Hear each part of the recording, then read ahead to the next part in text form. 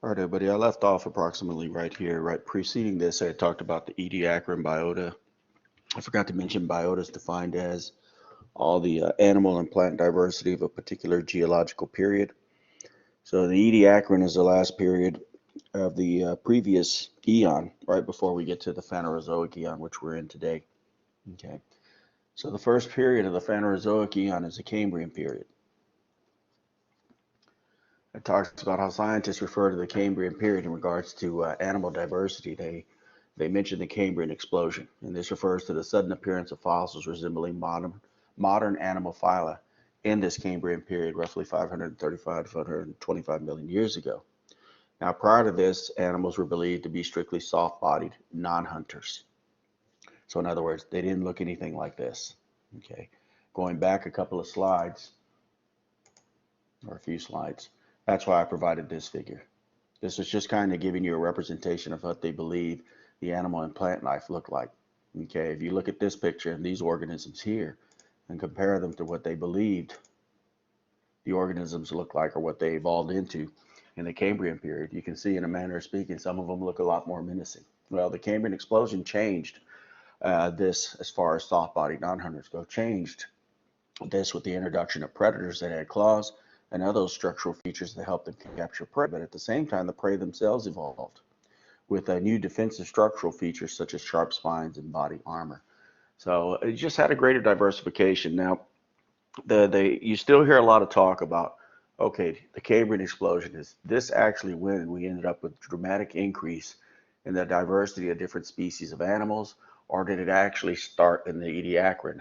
Most say there was kind of what they call a long fuse, that it actually began in the Ediacaran period, but it didn't become very noticeable or detectable based on fossil data to the Cambrian period. That's where it became significant. So it's a matter of opinion, but you can see there's some overlap, okay, between this era and the first era of the Phanerozoic eon, where you can see if you look at this evolutionary tree, or what you're going to come to know as a phylogenetic tree, you'll come to know these as branch points, where they divide up, or in other words, where a speciation event occurs, and you can see there's some overlap. We'll talk about these. These are various phyla that we're going to discuss in the last two chapters of the semester, where we focus on animals. Excuse me. It says DNA analysis suggests that many animal phyla diverged before the Cambrian explosion, perhaps as far back as 700 million to 1 billion years ago. A lot of this comes from fossil data discovered in China. Fossils in China provide evidence of modern animal phyla tens of millions of years before the Cambrian explosion. Okay, so this is where they come up with the Cambrian explosion. It wasn't like it was a matter of a few hundred years or a few 100,000 years or a few million years that we had this explosion and the diversification of animals, as well as them evolving to where it looked like they were evolving into where we had those groups that were predators and those that were prey. They believe it was actually a long fuse that began the Ediacaran period, and slowly you had this steady increase in the diversification and the evolution of these organisms from soft-bodied non-hunters to where we started to have this diversification to where some become predators and some become prey. So roughly about 500 million years ago, it's believed fungi, plants, and animals began to colonize land. Often the order they describe it in is beginning with fungi. And then what they'll say, and what we'll visit later in chapters 29 and 30, especially 29, that fungi being able to adapt to terrestrial life enabled plants with the help of fungi through symbiotic relationships that we call mutualistic relationships to then be able to adapt themselves to terrestrial life. And then from there, animals followed. So in chapters 33 and 40, when we go over animals, we'll start with invertebrates, and then we'll transition into vertebrates. And also when we do this transition, we'll slowly transition from aquatic animals to terrestrial or land animals as we go. And all this dates back to 500 million years, but there is a believed connection between these different kingdoms in this case. So if you look here, as I said before, fungi, plants, and animals began to colonize land roughly about 500 million years ago. Now, we get into plants beginning in chapter 29. We'll talk about plants that are avascular plants and vascular plants. And vascular plants have vascular tissue. This appeared about 420 years ago. For those plants that have vascular tissue, they are not only better able to adapt to terrestrial life, But that adaptation to terrestrial life includes being able to handle gravity much better. Now, plant and fungi, as I said before, today mutually form beneficial associations and likely colonize land together. So when we get into fungi, we'll talk about what are called mycorrhizae. And basically, this is where fungi have created a symbiotic relationship with specifically the roots of plants, and they help each other out. Then we'll get to arthropods, which includes our insects, spiders, and crabs, as well as our tetrapods, which includes our mammals, amphibians, and reptiles. These are considered the most widespread and diverse land animals today. And arthropods are some of the first animals believed to have colonized land roughly 450 million years ago. Then when we get into chapter 34, we'll talk about tetrapods. Okay, and what they mean by tetrapods is animals with appendages, or if you want to call it upper and lower limbs, or hind limbs and forelimbs, that evolved from low fin fishes around 365 million years ago. So much of this we'll cover in chapters 29 to 34 as we go, so we'll feed more detail into that. Now, the rise and fall of groups of organisms reflects differentiation, or differences, in speciation and extinction rates. So basically, what they're saying is whenever there's been a huge mass loss or huge loss in the number of living organisms on this planet, it's always been followed by an increase in the number of animals based on the surviving species, and not just an increase in the number of living organisms that replace the ones that were lost, but we also have a great deal of speciation or diversification of these species. So this is what we're going to lead into. Now, the history of life on Earth has seen the rise and fall of many group of organisms. We talked about this before, or I talked about it last lecture when I recorded. Anaerobic prokaryotes were abundant at one time, but some of these anaerobic prokaryotes, specifically believed to be cyanobacteria, which were capable of photosynthesis, were to contribute heavily to the increasing atmospheric oxygen levels, which killed off a lot of the aerobic prokaryotes, but not all of them. So their numbers decreased, and the ones that survived, we talk about, underwent endosymbiosis, leading to the evolution of our eukaryotic organisms. Now, the rise and fall of groups depends on speciation and extinction rates within the group. So we go into mass extinctions. You may have heard right now the prediction is we're about to enter a sixth, or we are in the middle, or how do you say, we are in the process of a sixth man-made mass extinction event.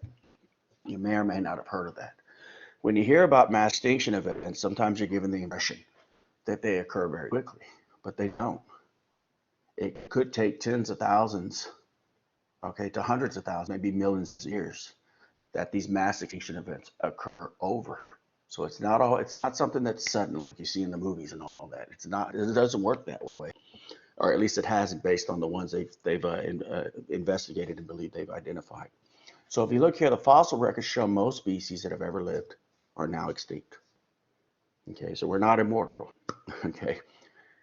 Extinction can be caused by changes to a species' environment. This seems to be the key trait, okay, that leads to extinction. That some change in the environment is what has been picked up on the most. At times, the rate of extinction has increased dramatically and caused what we call a mass extinction event. Okay, now mass extinction is a result of disruptive global environmental changes, and there are said to have been 5 mass extinction events that are believed to have occurred, but over the last 500 million years. So roughly that time frame that fungi, plants, and animals evolved in terrestrial forms. Now, in each mass extinction, at least 50% of the marine species, okay, became extinct. Doesn't include the terrestrial, and I haven't looked up why they focus on the marine, although most life was still of aquatic nature or marine nature. So here we have our Mesozoic and our Cenozoic for our Phanerozoic eon here. And then we go back, Paleozoic, Mesozoic, and Cenozoic for our Phanerozoic eras here that make our eon the Phanerozoic eon and divided into their periods. And if you recall when I talked about how they distinguish or what is the criteria they use to mark the end of one period and the beginning of another, well, mass extinctions are one of them. So the two we're going to focus on, okay, are the ones that happened here, which is the Permian period, and the one that happens here, the Cretaceous period. These are the two most studied, okay, and they're based heavily on fossil data. So the red line here represents total extinction rate. So they've numbered the 5 mass extinction events here. And then these are the two we're going to talk about, the third and the fifth one. Over here it says number of families of various species. And you can see how when a mass extinction event occurs, you get a dip in the number of families or the diversity of these families. Same thing here. When you look at the Permian, we get a dip in the number or diversity of these families, and then we get a dip in the number of surviving or diversity of family. We get our next extinction event. Now, the two mass extinction events that have been studied most and have drawn the most interest from science are the Permian mass extinction and the Cretaceous mass extinction. The Permian mass extinction is an event that occurred roughly 251 million years ago.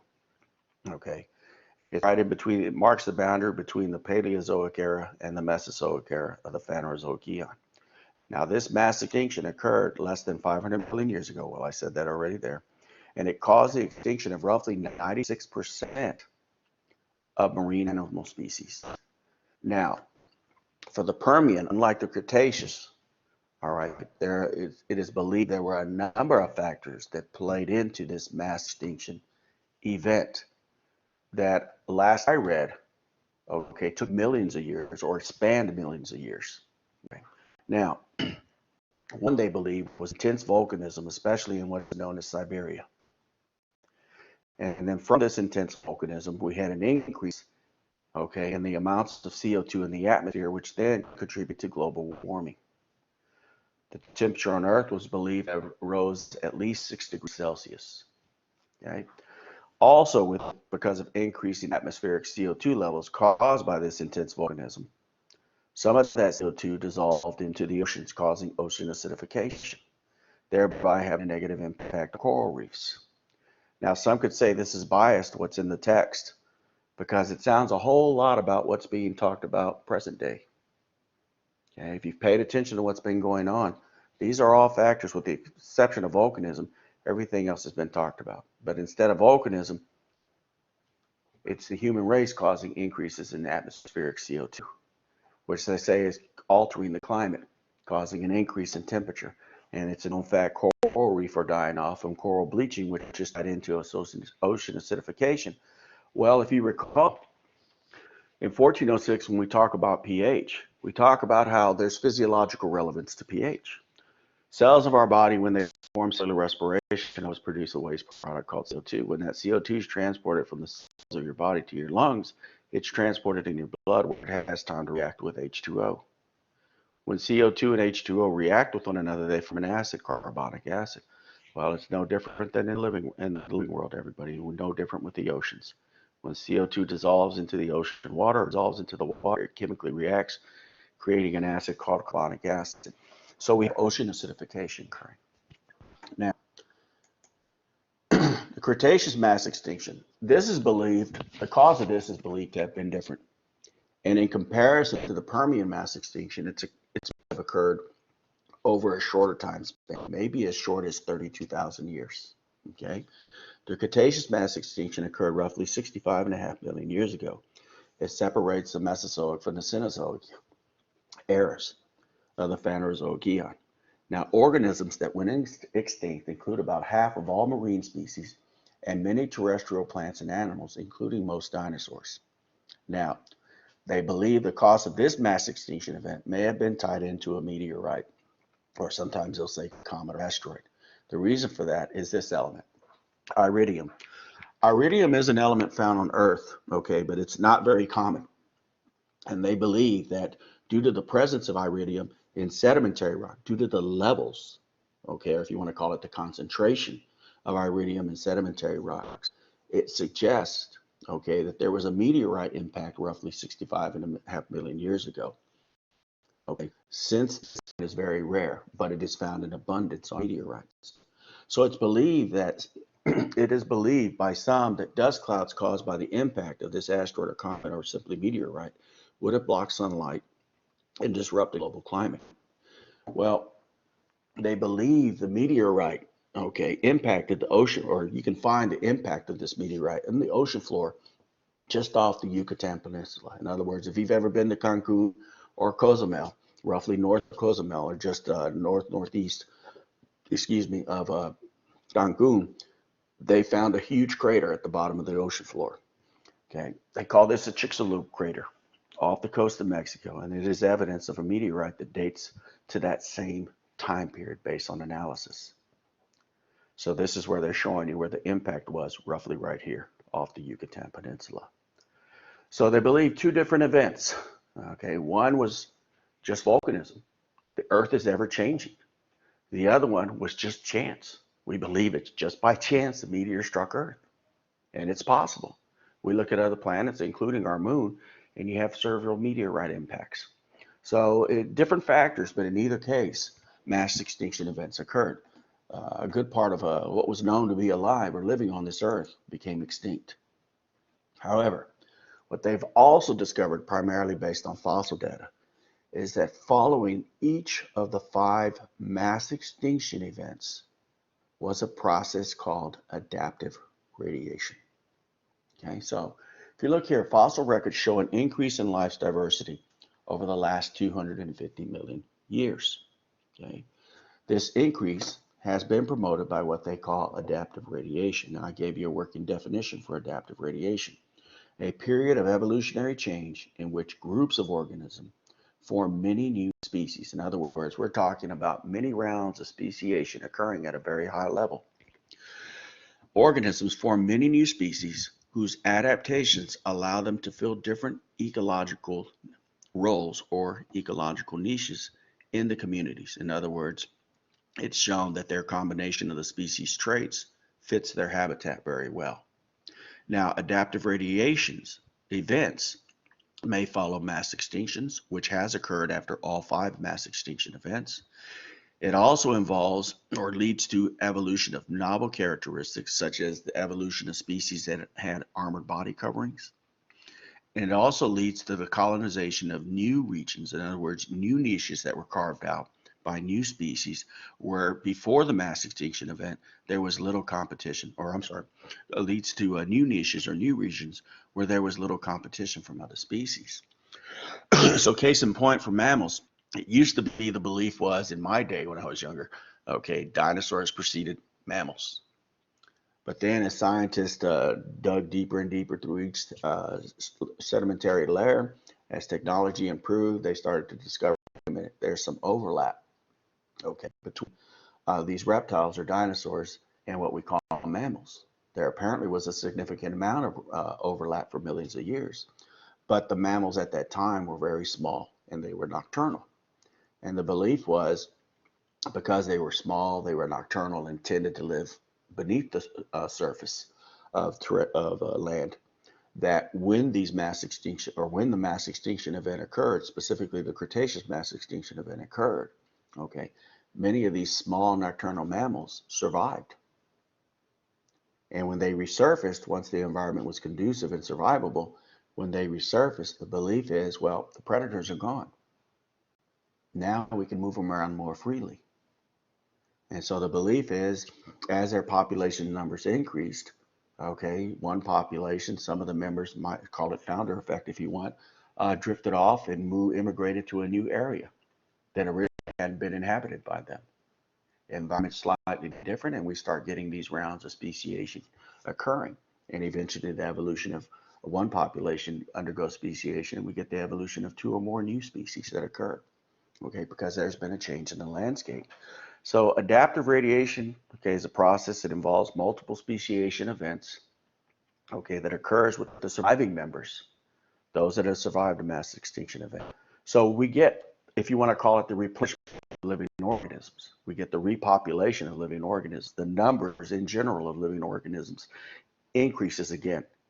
Okay, we have a replacement, if you want to call it, of the loss of life. However, these are new species, so there's been a change now. Worldwide adaptive radiation. Mammals underwent adaptive radiation after the extinction of terrestrial dinosaurs, roughly 65.5 million years ago, even though mammals are believed to have originated 180 million years ago. Little diversity early on for mammals, and many mammals were nocturnal. So both these lines here. So this sub-bulletin is in reference to mammals, just to make that stand out for anybody that's not here. Now, the disappearance of dinosaurs, except birds, allowed for the expansion of mammals in diversity and size. Now, they say except birds, and you got to start saying, well, what about crocodiles, things of that nature? Well, we're talking about strictly terrestrial in this case, so they say birds. Okay, but the disappearance of dinosaurs in general allowed for the expansion of mammals in diversity and size. Other notable radiations include photosynthetic prokaryotes, large predators in the Cambrian, large land plants, insects, and tetrapods. So adaptive radiation of plants is believed to also have had an impact on the adaptive radiation of insects. So everything's tied together. So present day today, okay, where deforestation events were occurring, okay, due to the human race, scientists were not only studying the loss of plant life, but they were also studying the loss of insect life, different species. Likewise, with the change in the climate, when they go to regions where they believe plant life is being lost due to a change in climate, they're also looking at the various insect species. So scientists understand that life is interconnected. That's the bottom line, okay, that it's interconnected. Same with the coral reefs. When they analyze and study the coral reefs, they're not just studying coral polyps that produce the coral reefs. Okay, there are actually organisms called coral polyps that produce the coral reef, but they're also looking at other species that depend on that coral reef. Okay, so it's all interconnected. That's the main thing, and a lot of people don't know that. So this expansion right here, they're showing you what we call an evolutionary tree, but you're going to come to know it as a phylogenetic tree in chapter 26. But notice, normally you don't see this, but basically what they're trying to tell you is, hey, over the last 100 million years, we've had the adaptive radiation of marsupials and eutherians. Well, these are two of three groups that make up our mammals, which we'll discuss more in chapter 34. Okay, so they expanded here to indicate adaptive radiation is occurring. Regional adaptive radiation. Adaptive radiation can occur when organisms colonize new environments with little competition. The Hawaiian Islands are one of the world's great showcases of adaptive radiation. Many of the species found on the Hawaiian Islands are not found anywhere else in the world. Okay, it's their island. They don't have to worry about competition even much from each other. So this is a key area where scientists discover this process. So when adaptive radiation occurs, the surviving members are the only species that are there. They're basically living uninhibited. They can move around without fear of becoming the next meal. Okay, and their numbers begin to what? Increase. Now there are other factors as far as that need to support the ever increasing number of populations, but still, as I said, following every mass extinction event is a process called adaptive radiation. Now, evolution is not goal-oriented. We've talked about this before. Evolution is like tinkering. It's a process in which new forms arise by slight modification, but it's derived from existing forms. We'll visit this some in chapter 27 when we go over prokaryotes. Then there's evolutionary novelties. Most novel biological structures evolve in many stages from previously existing structures. An example, a mollusk called a limpet. It has a very simple eye structure, okay? And this simple eye is known as patches. And these patches just consist of light-sensitive photoreceptor cells. And these photoreceptor cells, all they tell this organism that they are a part of, the limpet, is whether it's light or whether it's dark. It's a very simple eye structure, so it's up here, okay? But the belief is over time, okay, due to natural selection feeding and causing evolution, that you have the limpet on one end with a very simple eye structure, and then you have mammals on the other end with very complex eye structures. And now we have photoreceptors associated with the more complex eye structure that just don't let the organism know if it's light or dark. But we can also distinguish between different colors, as well as resolution has improved. We can make out details. But the belief is what was acted on already existed. Now, as I said before, natural selection can only improve a structure in the context of its current utility. Now, going through this clock that I was showing you, hold on, going through this clock, this is just somebody that hand wrote, they provided in text.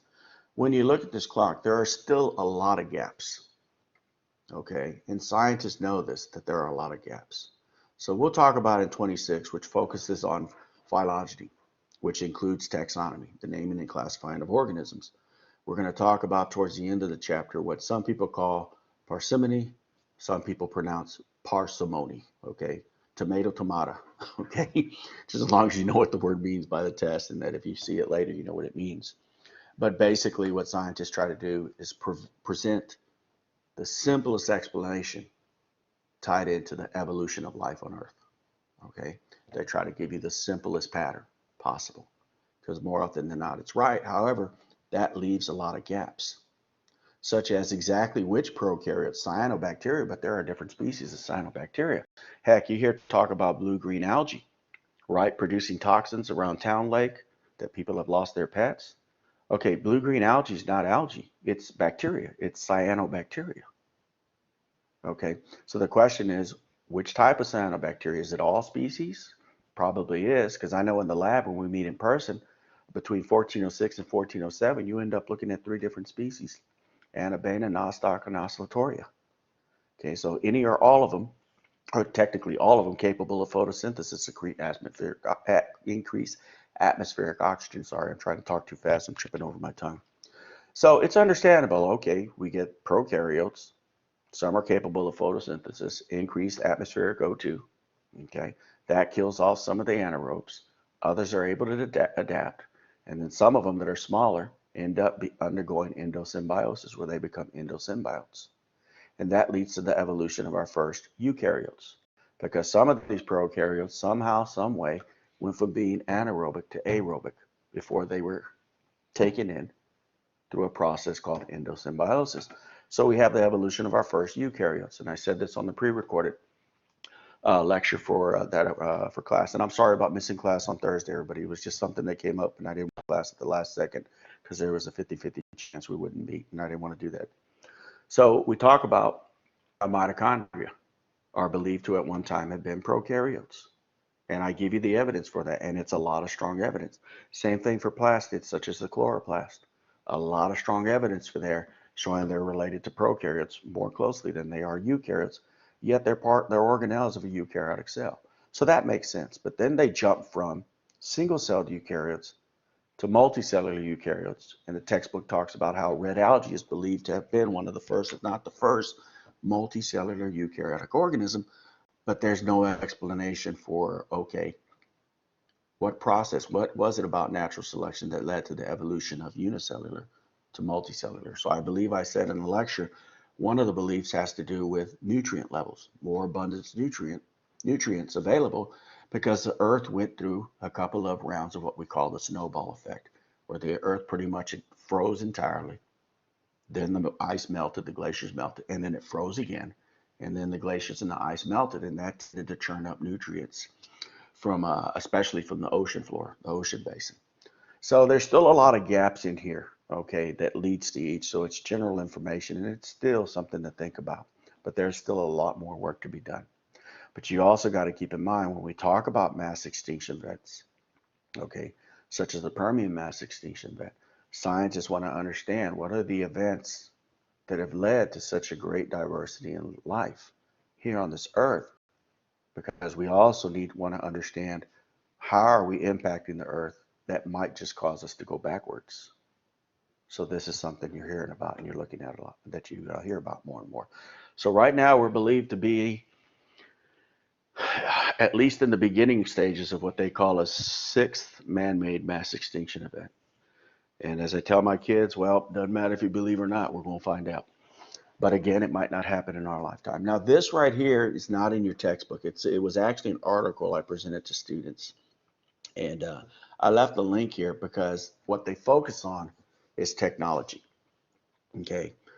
They focus on a type of technology which goes by the abbreviation GCMS. Okay. It's a short video. It's less than 2 minutes. Watch the video, and it's just showing you, hey, look, based on this technology, okay, we believe we discovered evidence to suggest 558 million year old fossil has been discovered to be the oldest known animal on the planet. And they believe it falls under Dixonia. It dates back to the Ediacaran period. And what they're basing this belief on is detecting cholesterol, the steroid cholesterol. Okay, so if you want, just take a look at that. And this is just showing the technology side of it and where they're gathering or collecting this data that they assemble together. This right here is showing you what we're going to visit back starting in chapters 32 through 34. These are all the various animal phyla, okay, from our invertebrates all the way to our vertebrates. Chapter 34 will be dedicated totally to just this one here, okay? So we'll be visiting that later. Any questions right now before I switch over? Sorry, I'm tripping over my tongue. I'm just rambling away. Y'all awake? Did I put y'all to sleep? I always tell my father, I said, I think I sound like Ferris Bueller sometimes to him. You ever see Ferris Bueller where they're calling an out roll? He keeps saying Ferris, Ferris. Tell my kids, I said, I think I sound like that sometimes to them. And they just doze off. Okay, chapter 26 is a short chapter, and it focuses on phylogeny. Okay, well, we tend not to say Bueller. We tend not to say phylogeny. We tend to say evolutionary trees. Okay, or tree of life. Technically speaking, what we call an evolutionary tree, which represents a pattern, okay, for how descendants came from a common ancestor. Technically, it's not called an evolutionary tree. Technically, the pattern is called a phylogenetic tree, okay, and that's what we're going to visit here. But phylogeny, okay, not only includes creating that phylogenetic tree, but obviously it involves taxonomy. But if you look here, investigating the tree of life, scientists distinguish and categorize species by comparing traits with potential close relatives. There's a lizard called the eastern glass lizard. Now, this lizard is a legless lizard, okay? Now, it's not considered a snake, though. This is a picture of one. It looks a lot like a snake, but it's not. The reason why it's considered a lizard and not a snake is because there are 3 traits common to all snakes. They have a highly mobile jaw, they have a large number of vertebrae, and they have a short tail located behind the anus, okay? You don't find these traits in this legless glass lizard, okay? However, the lizard does have movable eyelids in the ear openings. So I put a web link. Watch this web link. It's pretty interesting. The guy will go over it. It's a very aggressive, okay, glass lizard. I mean, this thing is really moving. I thought I was looking like God. I wish I had been there for the live taping because I'm surprised it didn't just suddenly bite him. But he's handling it and it's moving around. He'll point out, one of the things he'll point out is the tail. It's not a short tail. It's a very long tail. And he'll talk to you about, hey, if that tail breaks off, which it looks like makes up about almost half the body of the glass lizard. Okay, and he'll tell you if it breaks off, just like with any lizard, it'll regenerate. So he'll go over it, but watch the video. It's an interesting video. I believe it's about roughly 4 or 5 minutes. And take a look at that video. So when they're comparing traits between different organisms, they have to be careful. They can't just jump to an assumption based on general look. Okay, you look at a snake and a glass lizard, they look identical, but then it ends up they're not as identical as they seem. There's not as much homology as it appears to be. So we talk about phylogeny. Phylogeny is defined as the evolutionary history of a species or a group of related species. The phylogeny of snakes and lizards indicate both have evolved from lizards with legs independently in several different groups. Now, scientists reconstruct and interpret phylogenies using the discipline of systematics. Systematics is defined as classifying organisms and determining their evolutionary relationships. Now, scientists that perform this technique, this discipline, systematics, they simply call them systematists. What do they use to help them classify these organisms, to develop these evolutionary relationships? Well, they use a lot of fossil and especially molecular data to establish these evolutionary relationships so that they then can classify these organisms. So like we said, phylogenies show evolutionary relationships. So obviously, if you recall, when we started with chapter 1, 3 key points that you focus on for evolution, and one had to do with unity of life or homology. Organisms have been shown to have a common ancestor and therefore share many characteristics. Everything from the molecular level DNA all the way up to the macro level, your fossils. Knowing the evolutionary history of a species helps scientists classify organisms. Well, the actual naming and classification of organisms, okay, is called taxonomy. So that taxonomy feeds into our systematics. okay, which is going to involve the naming and classifying of these organisms. And there are different methods used for taxonomy. Well, the taxonomy now goes hand in hand with the systematics. It's the classifying part here and the naming. Now, for the naming, we talked about this before. The person actually given credit, okay, for developing taxonomy was somebody that actually didn't have Darwin's beliefs. If you recall, he had religious beliefs. As a matter of fact, he said, look, the fact that present day living organisms match their environment so perfectly means there must be a creator. Okay, but we also said Darwin turned around and said, well, what I'm finding is I'm also finding data that you can't see to look for it. Okay, such as fossil data. But he did say, hey, Carolus Linnaeus, you're still onto something. Because based on the fossil data in comparison to present day living organisms, I still can implement the fields you're credited with developing, the naming and classification of organisms, or simply taxonomy. And in addition to that, Darwin and other scientists said, we'll even implement what you further develop, the binomial format, the two-part format of the scientific name given to each species. The first part represents the genus, second part represents the species. Now, often you don't see this binomial format in your biology classes except for microbiology. You still do see it heavily for micro. Now, two key features of a system remain useful today, as I said before. Okay, not only the binomial format, but Linnaeus also had a hierarchical system, okay, or a hierarchy system or classification, if you want to call it, which is also still implemented today. And that's what this is representing here. Now, flipping it upside down. The way this hierarchical or hierarchy classification works, okay, is that we start off with very broad classifications, I'm sorry, we start off with a very broad categories. Let me avoid classification. Very broad categories, okay. Those categories are domains. Okay? When we organisms, living organisms, we first look to see are they of eukaryotic or prokaryotic nature. If they're of eukaryotic nature, we put them in the domain Eukarya. If they're a prokaryotic nature, which they actually rely heavily on, okay, is molecular data. So systematics will incorporate molecular data, relying heavily on DNA sequencing. Okay, now in general, we also say we factor in environment. Okay, are you a prokaryotic organism that loves to live in an extreme environment versus one that prefers an environment on or inside of, say, a mammal? And then from there, they break up prokaryotes into two domains. But when you look within each of these domains, there's still a great deal of diversity and not a whole lot of homology. So what they say then is what we do as a taxonomist, okay, will then break up each of these domains into multiple taxonomic groups. So domains for the domain Eukarya are broken up into kingdoms. However, when we go into chapter 28, we're going to talk about how the term kingdom is becoming obsolete. They're now starting to say just supergroup, and they love to use the word clade. And I'll explain that all beginning in chapter 28. So what we cover today and what we're covering this semester, as far as taxonomy goes and systematics goes, a lot's going to change.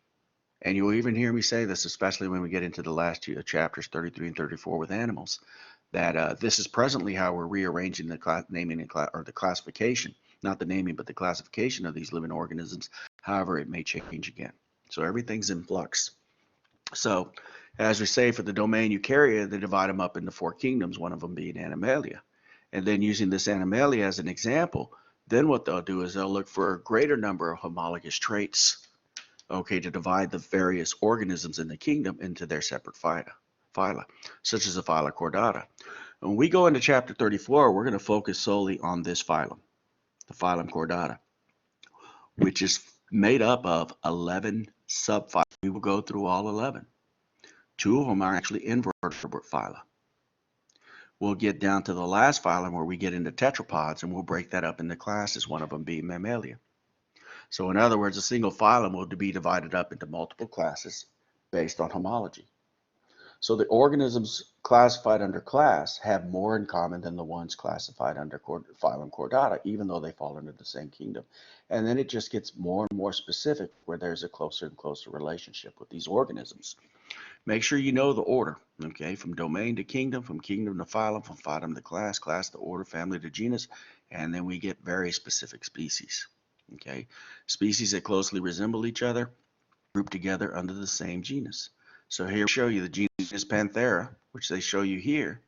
But then they find that there are still differences, enough differences that they can break this genus up into multiple species.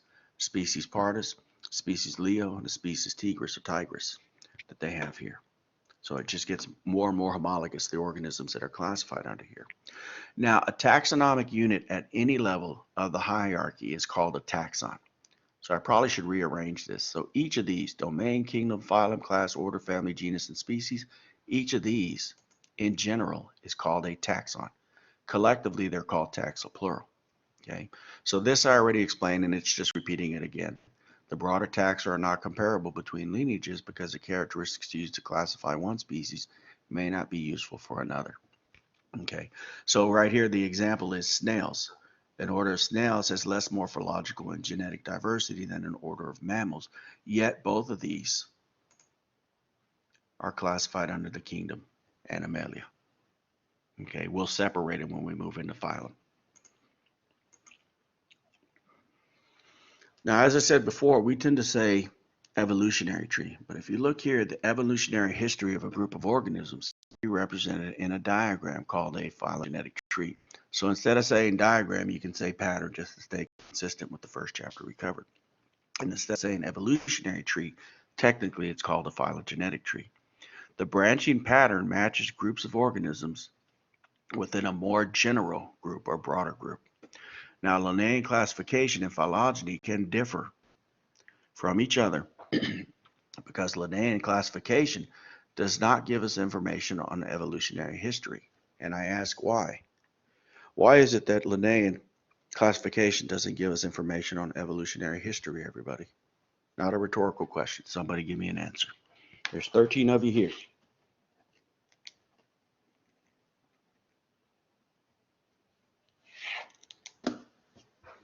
So why is it Linnaean classification doesn't give us information on evolutionary history?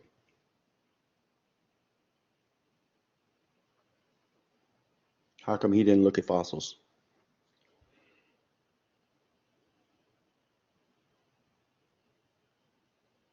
Right.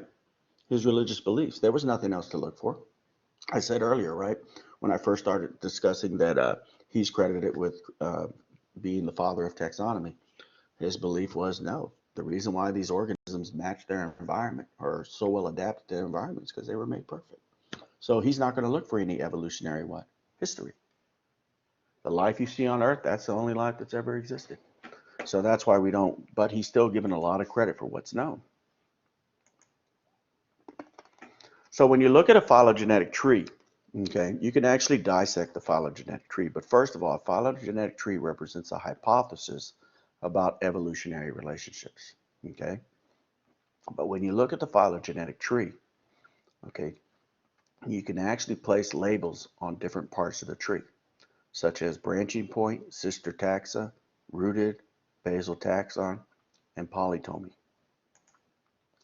When you look at a phylogenetic tree, okay, wherever you see one line split into two, that's where a speciation event has occurred, but they call it a branching point when looking at a phylogenetic tree.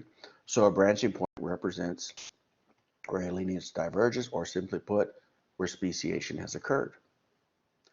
Now, when we talk about rooted, the rooted is in reference to the common ancestor.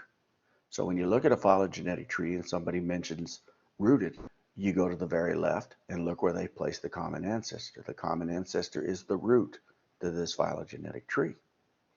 Now, when you look at a phylogenetic tree, okay, the present day living species that appears to come directly or descend directly from the common ancestor, such as down here, that is referred to as the basal taxon. So you'll hear me say basal taxon sometimes, especially when we go over animal phylogeny. You'll hear me talk about a phylum called the phylum Porifera. Simply put, sponges. And sponges represent a basal taxon of animals. They would be direct descendants from the common ancestor. That's your basal taxon. But then we have sister taxa. Well, for sister taxa, you would look to the right of the phylogenetic tree. You would find the most recent branch point, okay, and then you would see where it leads to two species, and you can see the branch point Okay, occurs very close to the very right of the phylogenetic tree. So these two species represent our sister taxa. They're very closely related, and they came from the same immediate common ancestor. But then we have what we call a polytomy. Sometimes when speciation occurs, we don't have one species evolving into two different species. We have one species evolving into at least three different species. So we have a branch point here, but because this branch point breaks into three and leads to three different species or phylum, we call this a polytomy. Okay, or they say here in I don't know, divergence, but you can just think of it as a speciation event that leads to at least the formation of three different species or phyla here. So scientists love to label everything. Okay, so the definitions of these are all listed here, and then compare them to the tree here. And this is without everything on there, or with less clutter. Now, what we can what we can and cannot learn from a phylogenetic tree. Phylogenetic trees show patterns of descent. Phylogenetic trees do not indicate when species evolve, so we don't know the exact timeline or how much change occurred in the lineage. Now, it should not be assumed that a taxon evolved from the taxon next to it. Well, that's the obvious. Most people know. Just because these taxon are listed next to it, okay, it's these two that are sister taxa. They came from a more recently from a common ancestor versus taxon A here, which diverged much earlier, much further back in time. So you have to look at the whole phylogenetic tree to establish which two are the most closely related. Well, it's these two here. But again, we don't know the time frame. So that's the catch. Now, applying phylogenies. Phylogeny provides important information about similar characteristics. We already talked about that, homology, in closely related species. DNA, you're going to hear more and more. Okay, eventually we're going to go over molecular systematics. We're going to talk about how scientists began scooping up teaspoons full of soil and then analyzing the soil for various species of bacteria and then extracting the DNA, okay, and comparing the DNA sequences from these different species and how they come to realize from a single teaspoon of dirt, I could have hundreds, if not thousands, of different species of bacterium alone based on DNA data. So we'll talk a little bit about molecular systematics, which involves PCR as well as automated DNA sequencing. But here it says DNA data shows maize is closely related to two species of wild grass. Also, there are those, okay, who are well versed in genetics that realize, okay, if I want to, how do you say, accuse somebody of illegal whaling, just because I don't see the whale doesn't mean I can't come up with evidence to prove you're guilty of illegally killing whales. If I can just find a sample of whale tissue on there, even if it doesn't look like it's from a whale. The reason for that, there are those that look at phylogeny, okay, and they use that phylogeny to identify species of whales from which whale meat originated by comparing DNA from different organisms.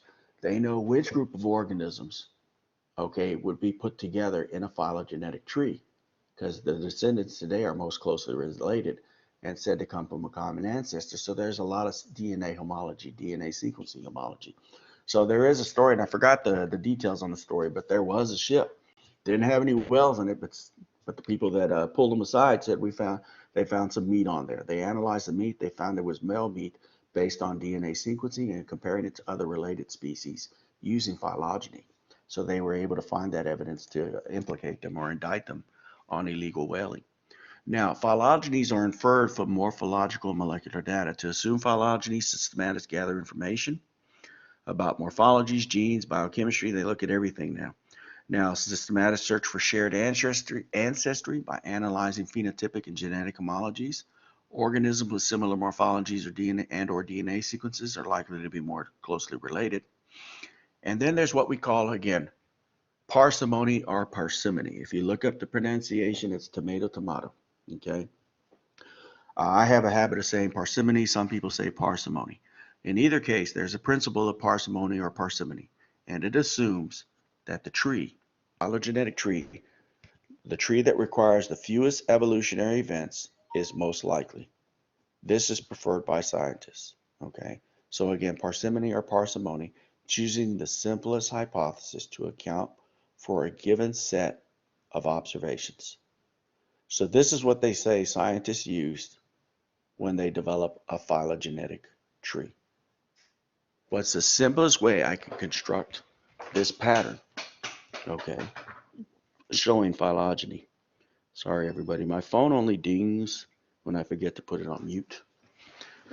I don't know if y'all have that. Nobody bothers you, and then the second you're busy, everybody's bothering you. All right. So this is giving you some ideas. It could be morphological. I've shown you this figure before. Okay, that's the. So you can see it could be simply. It could be as simple as bones, not just bone structure, but the type of bones, such as the humerus, radius, ulna, carpal, metacarpals, and phalanges, which you had in one of your lab assignments, your lab reports. But it could also be molecular. Now, the molecular could be the polypeptides that form hemoglobin. The alpha and beta polypeptides are subunits that form hemoglobin. What's the sequence? The amino acid sequence. In other words, comparing the primary structures of these polypeptides. What are the amino acids in the order of amino acids from one species to another when it comes to hemoglobin? And then there's DNA, the percent of DNA that is homologous between humans and old world monkeys, gibbons, which are lesser, or chimpanzees. You can see a great deal of sequence homology. Okay, so this is all the data that a systematis is looking at every level here. So new information continues to revise our understanding of the tree of life. Recently, we gained insight into the various deepest branches of the tree of life through molecular systematics, specifically DNA sequencing. Early taxonomists classified all species initially as plants or animals because we didn't have the technology, okay, or anybody with, how do you want to say, the foresight to assume, well, maybe there are life forms that we can't see with the naked eye. In other words, there's no microscope. So naming and classifying organisms was strictly based on what we can see with the naked eye. But then as techniques improved and the invention of the scope and other things came along, all of a sudden we went from classifying living organisms as plants or animals to classifying organisms into 5 different kingdoms. Okay, one kingdom called the Kingdom Monera just consisted of every living organism that was prokaryotic in nature, and then the others were all made up of organisms that were either unicellular or multicellular, eukaryotic organisms, and a little bit of both in the case of fungi. But then again, as technology improves, okay, they go back and they reshape everything, okay, and they reclassify organisms into 3 domains. The Kingdom Monera here, it becomes obsolete. They get rid of that kingdom. So there are no longer 5 kingdoms. Now we're down to 4. And what happens is all living organisms that are prokaryotic in nature are now placed under one of 2 domains, either the domain bacteria or the domain archaea, which we will visit in chapter 27. We'll spend a lot of time on bacteria, but we will talk about archaea.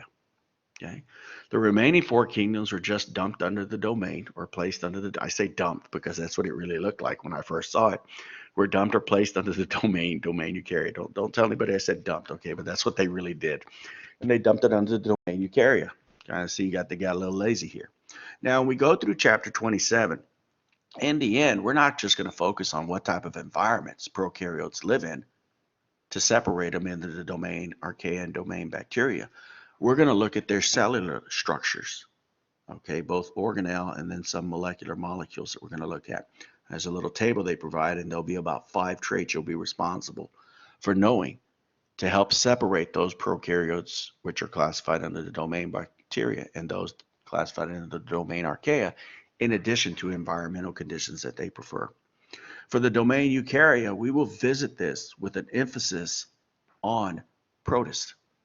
Okay, so chapter 28 is actually dedicated to protists, the kingdom Protista, except in that chapter, they actually talk about the remaining 4 kingdoms and how there's going to be there's a reclassification that's going on based on systematics. There's a reclassification going on to where instead of 4 kingdoms, we have 4 supergroups. The kingdom Protista is spread out over those 4 supergroups. The kingdom fungi and animalia are placed together under one supergroup, And then the kingdom Plantae is placed under another separate supergroup with green algae, which are normally placed under Protista. So there's going to be reclassification to where we're pretty much going to be implying that all the kingdoms are going to be eliminated eventually. Okay, so taxonomy is ever evolving, if you want to call it. So again, the three domains. What's the main, evidence they use to justify classifying living organisms into one of three domains? It's primarily genomic data, molecular data, or DNA. Okay, and it highlights single-celled organisms. So these are the three domains, and we're going to visit these two in chapter 27. And I edited these domains. So when we go into the domain bacteria, okay, we're going to start off with general features, both prokaryotes that are archaean and bacterial in nature, but we're going to emphasize bacterial. Then eventually we're going to go into the domain bacteria and talk about how the domain bacteria is divided up into 5 clades or groups. Proteobacteria, spirochetes, chlamydias, gram-positive bacteria, cyanobacteria. Then we're going to transition over, and we're not going to follow the book necessarily step for step. We're going to rearrange it a little bit, and we're going to talk about prokaryotes classified into the domain archaea are divided up into 4 groups or clades.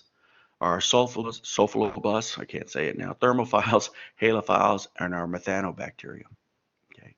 Up here in chapter 28 is when we'll visit the domain eukarya, and I'll go over that more. Okay. Sorry, it was like I was rushing. Chapter 26, like I said, it's systematics with a heavy emphasis on taxonomy, and all that feeds into phylogeny. Are there any questions?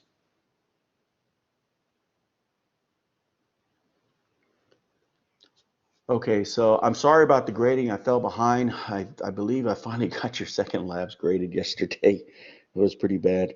I'm trying to get back on top of things. I'm trying to get it to where the labs you turn in each week, I get them done and graded before your next set of labs are due. So I'll pick up the pace. Okay. Uh, no excuses for me either. All right, let me stop the recording here.